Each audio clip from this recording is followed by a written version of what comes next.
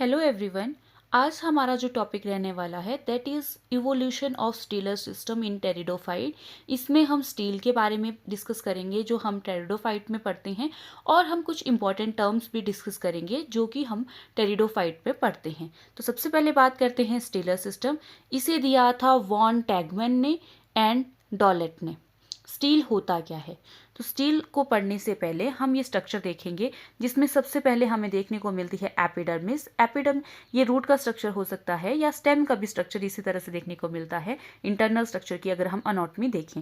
Epidermis होती है, उसमें हमें रूट हेयर्स भी या ट्राइकोम, स्टेम में ट्राइकोम देखने को मिलते हैं और रूट हेयर्स इन रूट में देखने को मिलते हैं। हाइपोडर्मिस रीजन होता है नेक्स्ट, वो हम स्टेम में हम इसे हाइपोडर्मिस रीजन कहेंगे, और इन केस ऑफ रूट हम इसे एक्सोडर्मिस कहते हैं। उसके बाद हमें जर्नल कॉर्टेक्स रीजन देखने को मिलता है, और उसके बाद आती है एंडोडर्मिस। तो एपिडर्मिस से लेकर एंडोडर्मिस तक का जो रीजन होता है उसे कहा जाता है कॉर्टेक्स रीजन। एंडोडर्मिस के बाद आता है दैट इज पेरिस्टील सिस्टम, जिसे हम पेरिसाइकिल कहते हैं। और पेरिसाइकिल के बाद हमें देखने को मिलता है xylem and phloem vascular bundles.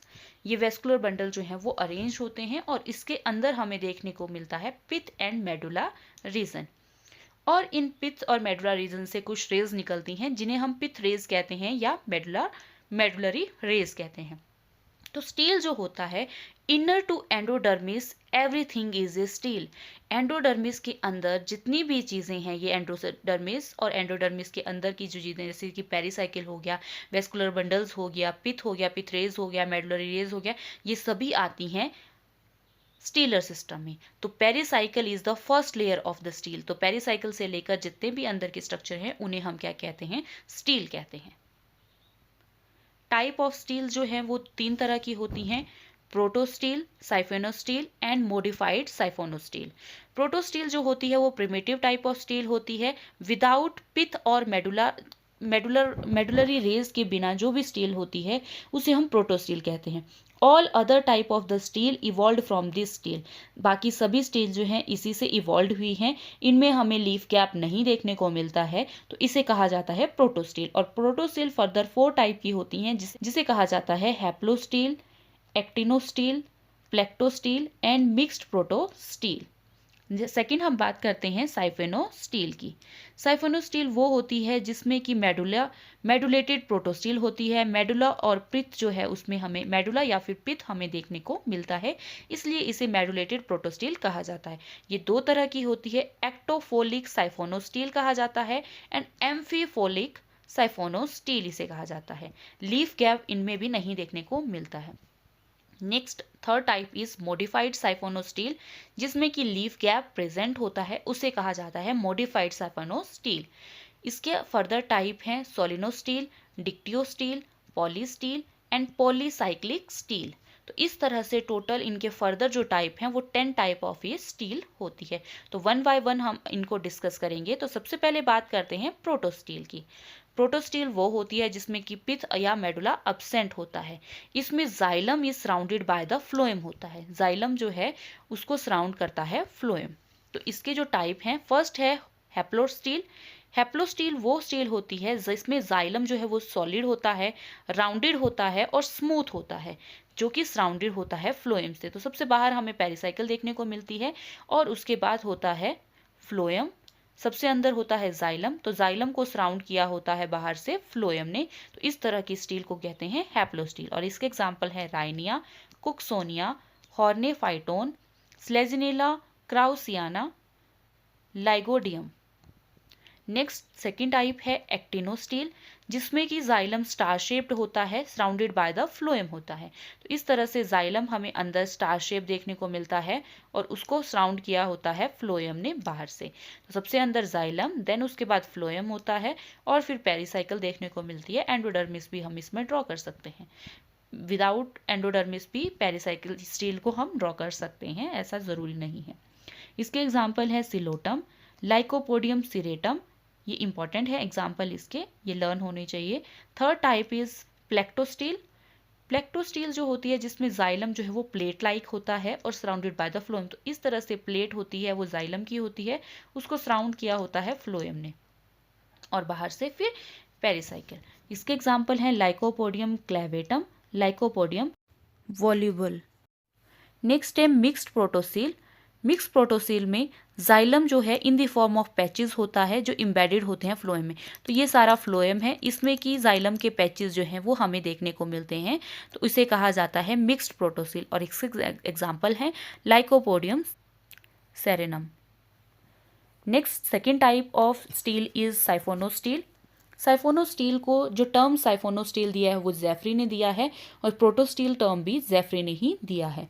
साइफोनोस्टील वो होती है जिसमें कि मेडुलेटेड होती है, वो प्रोटोस्टील होती है वो मेडुला और पिथ जो है इसमें प्रेजेंट होता है। तो ये फर्दर टाइप की है, दैट इज एक्टोफोलिक साइफोनोस्टील। एक्टोफोलिक साइफोनोस्टील वो होती है जिसमें फ्लोएम आउटसाइड द जाइलम होता है। तो सबसे अंदर इसमें पिथ होती है और उसके बाद जाइलम होता है। तो जाइलम के बाहर हमें फ्लोएम देखने को मिलता है, उसे कहा जाता है एक्टोफोलिक साइफोनोस्टील। इसके एग्जाम्पल है इक्विस्टम, ऑस्मुंडा, साइजिया। एम्फीबोलिक साइफोनोस्टील वो होती है जिसमें फ्लोएम जो है वो बोथ साइड ऑफ जाइलम देखने को मिलता है। तो जाइलम के दोनों तरफ हमें फ्लोएम देखने को मिलता है। सबसे बाहर पेरिसाइकिल होता है, उसके अंदर आउटर फ्लोएम होगा, फिर जाइलम होगा। तो जाइलम के इस तरफ भी हमें फ्लोएम देखने को मिला, दूसरी तरफ भी हमें इनर फ्लोएम देखने को मिलता है।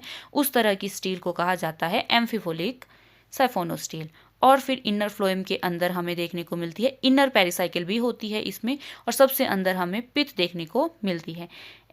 इसको लर्न करने के लिए आई एम मैड से हम याद करेंगे। आई एम से याद रखें एम्फीफोलिक साइफोनोस्टील, एम से मार्सिलिया और ए से Adiantum. Third type of stele is modified siphonostele, जो कि दो टाइप की होती है, सोलिनोस्टील एंड डिक्टियो स्टील। सोलिनोस्टील वो होती है जिसमें no overlapping leaf gap, non overlapping leaf gap होता है।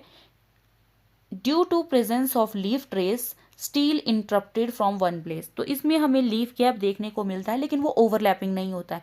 तो एक हमें इसमें लीफ गैप देखने को मिलता है जिसकी वजह से स्टील जो है इंटरप्टेड हो जाती है, टूट गई होती है एक तरफ से।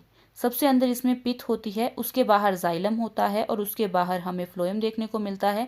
देन उसके बाद पेरिसाइकिल होती है। तो एक तरफ से इसमें लीफ गैप देखने को मिले उसे कहा जाता है सोलिनोस्टील।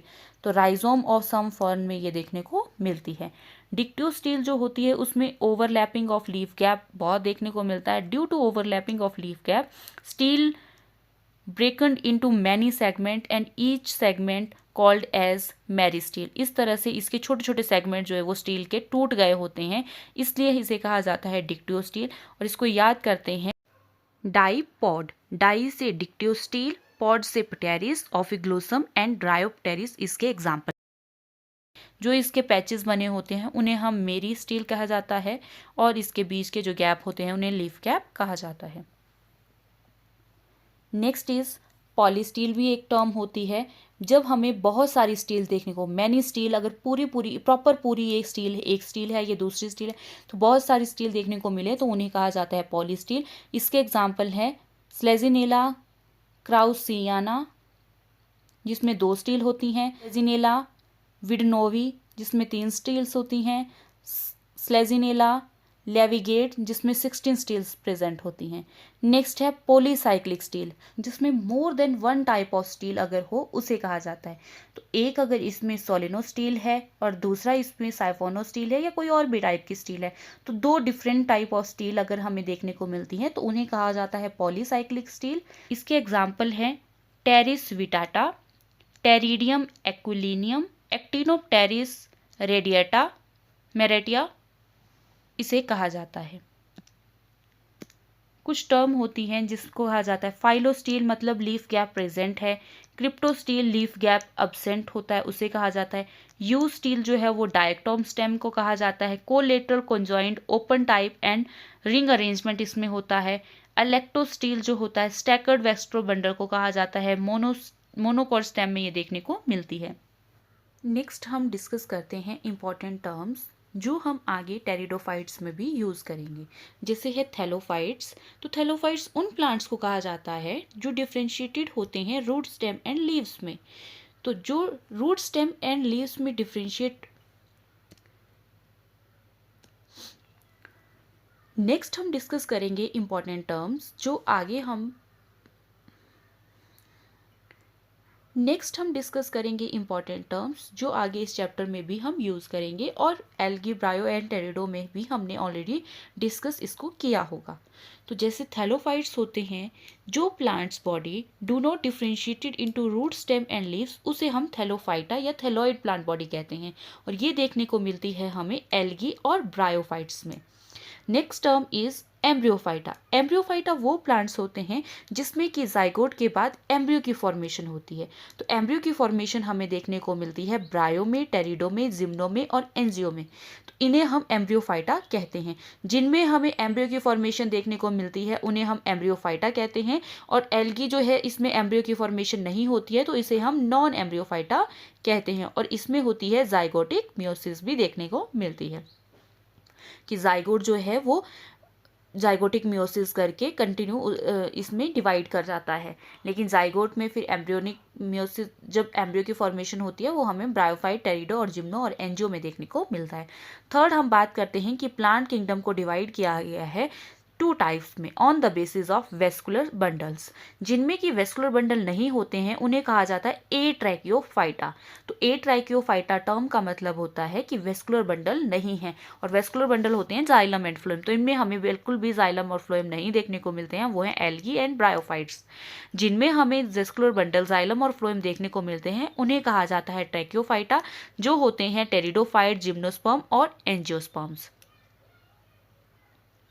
नेक्स्ट प्लांट बॉडी को डिवाइड किया है on the basis of seed formation. अगर सीड नहीं बनते हैं तो उन्हें कहा जाता है क्रिप्टोगैम्स। क्रिप्टोगैम्स का मतलब है no fruit, no seed, no flowering, तो वो देखने को मिलती है एल्गी, ब्रायो एंड टेरिडो।